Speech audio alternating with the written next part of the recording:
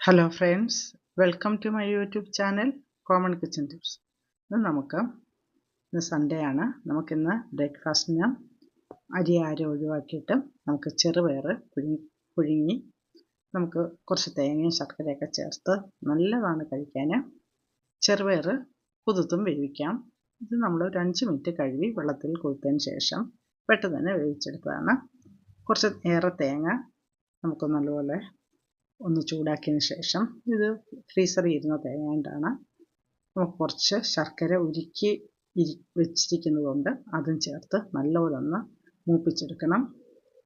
ശർക്കര ഉരുക്കി ഇതില്ല എന്നുണ്ടെങ്കിൽ നമ്മൾ ശർക്കര അപ്പം തന്നെ ഉരുക്കിയെടുത്താലും മതിയാവും. ഇത് നമ്മൾ ഫ്രിഡ്ജിൽ സ്റ്റോക്ക് ചെയ്ത് വെച്ചിട്ടുണ്ട്.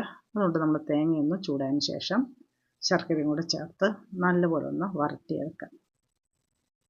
ആവശ്യമുള്ള ശർക്കരയും ചേർത്ത്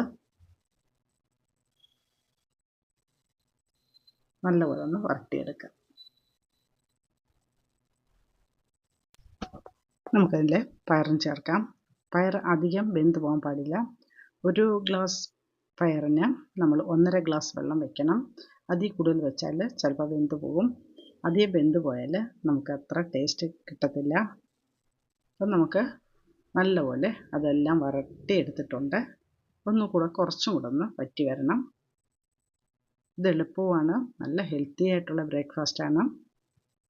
നമുക്ക് കുറച്ച് തേങ്ങ ഇടയ്ക്ക് കടിക്കണമെന്നുണ്ടെങ്കിൽ കുറച്ചും കൂടെ ചേർക്കാം. കുറച്ച് നല്ലപോലെ തേങ്ങ ഇഷ്ടമുണ്ടെങ്കിൽ കുറച്ച് തേങ്ങ തനിയും ചേർക്കാം.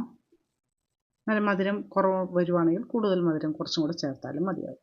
പക്ഷേ ഇങ്ങനെ കുറച്ച് തേങ്ങ ഇടയ്ക്ക് കടിക്കുന്ന പോലെ ചെയ്ത് കഴിഞ്ഞാൽ വളരെ സ്വാദായിരിക്കും.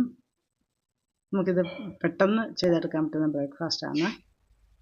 ഇത് നമുക്ക് അരിഹാരം ഒഴിവാക്കിയ ബ്രേക്ക്ഫാസ്റ്റ് നല്ലൊരു ടേസ്റ്റായിട്ടുള്ള ബ്രേക്ക്ഫാസ്റ്റാണ്.